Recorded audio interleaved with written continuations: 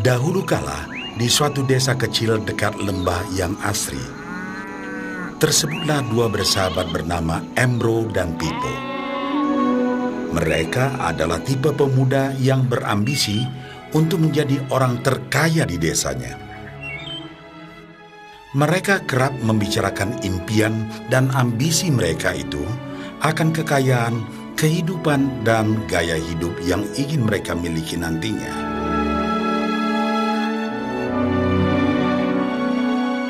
Mereka tidak takut untuk bekerja keras, hanya saja mereka masih belum mendapatkan kesempatan untuk dapat mewujudkan cita-cita mereka.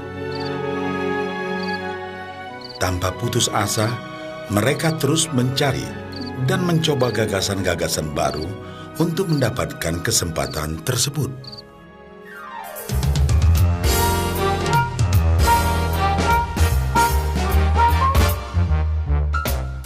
Hingga suatu hari, kesempatan itu pun datang. Desa mereka membutuhkan lebih banyak air. Oleh karena itu, kepala desa mempekerjakan Embro dan Pipo untuk mengambil air dari mata air di gunung untuk dibawa ke tempat penampungan di desa. Mereka akan dibayar sesuai dengan banyaknya air yang dapat mereka bawa. Maka mereka berdua pun menyambut dengan baik kesempatan ini. Embro dan Pipo pun segera melaksanakan pekerjaan tersebut dengan bersemangat.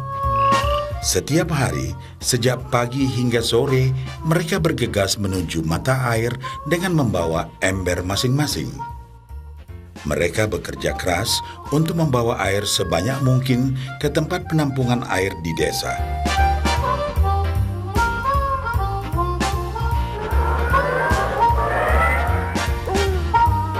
Menjelang sore hari, mereka pun pulang dengan membawa upah dari hasil jerih payah mereka hari itu. Embro merasa puas sekali dengan pekerjaannya itu dan besarnya upah yang ia dapatkan. Dia yakin bahwa dengan pekerjaannya ini, ia bisa segera mewujudkan cita-citanya. Bahkan untuk menambah penghasilannya, Embro membuat ember yang lebih besar agar dapat lebih banyak membawa air. Embro yakin dengan penghasilannya sebesar itu, tak lama lagi ia bisa segera membeli sapi dan memiliki gubuk baru yang ia idam-idamkan.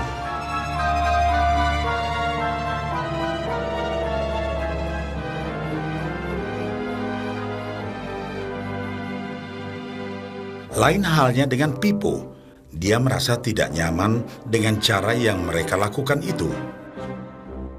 Ia mencari cara yang lebih nyaman untuk mendapatkan lebih banyak uang. Suatu hari, Pipo mendapat sebuah gagasan.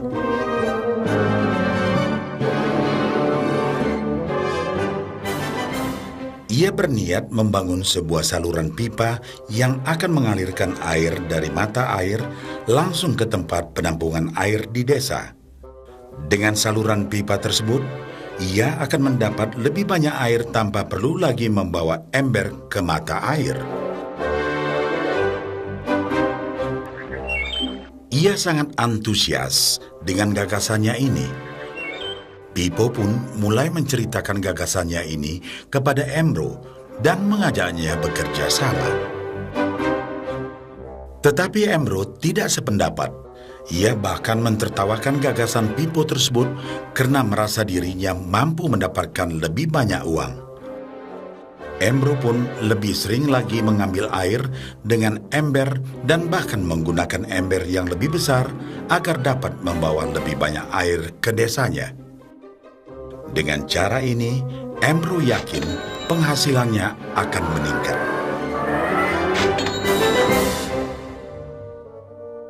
Pipo akhirnya memutuskan untuk mewujudkan sendiri gagasannya itu.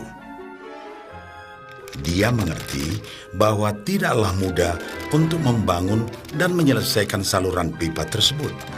Dibutuhkan beberapa tahun untuk bisa menyelesaikan dan menikmati hasilnya. Namun tekadnya telah bulat. Ia pun tetap bekerja mengangkat air dengan ember setiap hari seperti biasa. Tetapi di akhir minggu dan setiap ada waktu luang, Pipo bekerja keras menggali tanah yang banyak berbatu untuk membangun saluran pipanya. Pada bulan-bulan pertama, hasilnya hampir tidak kelihatan. Orang-orang desa mulai banyak mentertawakan dan mencemooh Pipo. Mereka menjulukinya Pipo si manusia saluran pipa.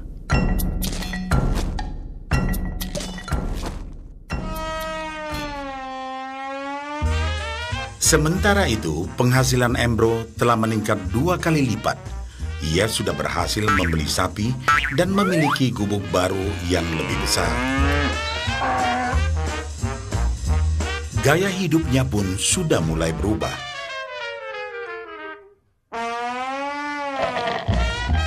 Ia sering menghabiskan waktu sepulang kerja di bar, menikmati hasil jerih payahnya mengangkat ember. Namun, tanpa disadari, badan Embro kini mulai jadi bungkuk karena begitu beratnya ia harus mengangkat ember besar setiap hari. Raut mukanya pun terlihat kelelahan.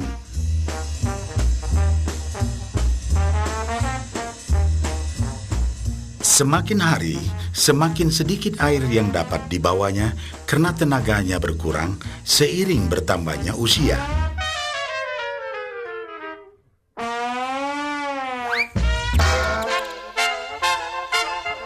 Bulan berganti bulan, tahun berganti tahun.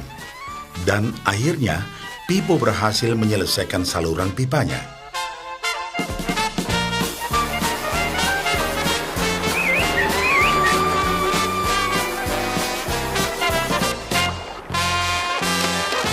Kini, tanpa perlu bersusah payah mengangkat ember, Pipo akan mendapat lebih banyak uang berkat air yang terus mengalir memenuhi tong-tong air di tempat penampungan. Air terus mengalir tanpa henti, bahkan saat ia tidur, makan, ataupun saat pergi berlibur. Pipo pun puas dan bangga. Berkat tekad dan kerja keras, kini penghasilannya pun mengalir tiada henti, seiring aliran air di saluran pipanya.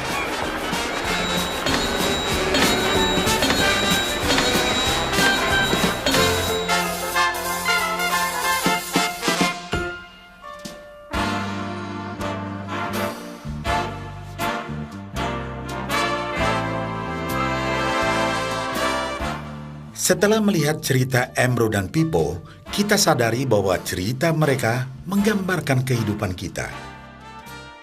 Pekerjaan yang dilakukan mereka melambangkan apa yang dilakukan kebanyakan orang dalam mendapatkan penghasilan. Embro mendapatkan penghasilannya dengan cara menggunakan ember. Ia harus pulang pergi mengisi embernya dari mata air ke desa untuk ditukarkan dengan uang. Untuk meningkatkan penghasilan, yang dilakukan Embro adalah dengan cara lebih rajin pergi ke mata air dan juga memperbesar ukuran embernya. Dalam kehidupan yang nyata, sangatlah normal kalau kita ingin meningkatkan penghasilan, kita harus bekerja lebih keras. Misalnya, dengan bekerja lembur atau mungkin mendapatkan pekerjaan tambahan. Kita juga dapat memperbesar ember kita, yaitu dengan menerima posisi pekerjaan yang lebih tinggi. Sebagian besar dari kita menukarkan waktu kita untuk mendapatkan uang.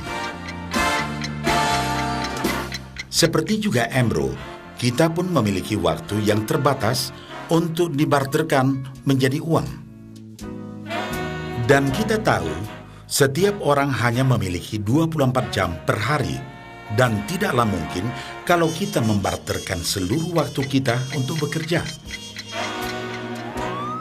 Dan yang lebih sulit lagi, yaitu jika kita tak mampu lagi membarter waktu kita, karena alasan usia, kesehatan, ataupun alasan lainnya sehingga penghasilan kita terhenti sama sekali. Tetapi coba perhatikan apa yang dilakukan Pipo. Secara bijaksana, Pipo tidak membarterkan seluruh waktunya hanya untuk mendapatkan penghasilan yang terbatas. Tetapi dia menggunakan sebagian waktu yang dimilikinya untuk membangun saluran pipa, karena dia tahu bahwa saluran pipa ini akan mendatangkan penghasilan yang berkesinambungan tanpa dia harus membarterkan seluruh waktunya. Dia tahu bahwa suatu hari nanti, mungkin karena alasan usia atau kesehatan, dia akan tidak dapat lagi membarterkan waktunya dengan uang. Sedangkan bila ia mampu mewujudkan gagasan saluran pipanya itu, dia hanya perlu bekerja keras sekali saja untuk membangun saluran pipa. Setelah saluran pipa selesai, maka penghasilan akan terus mengalir bagi Pipo. Pipo telah menunjukkan kepada kita bahwa untuk mendapatkan penghasilan, kita tidak selalu harus dengan cara barter waktu dengan uang. Ada cara lain yang lebih baik. Bagaimana dengan Anda?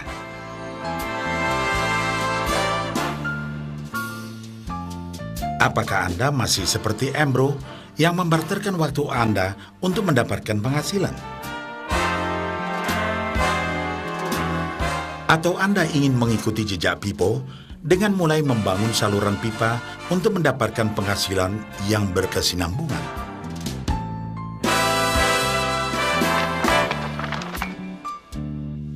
Jika Anda tertarik dengan gagasan saluran pipa, hubungi orang yang meminjamkan VCD ini agar Anda dapat segera mulai membangun saluran pipa penghasilan Anda saat ini juga.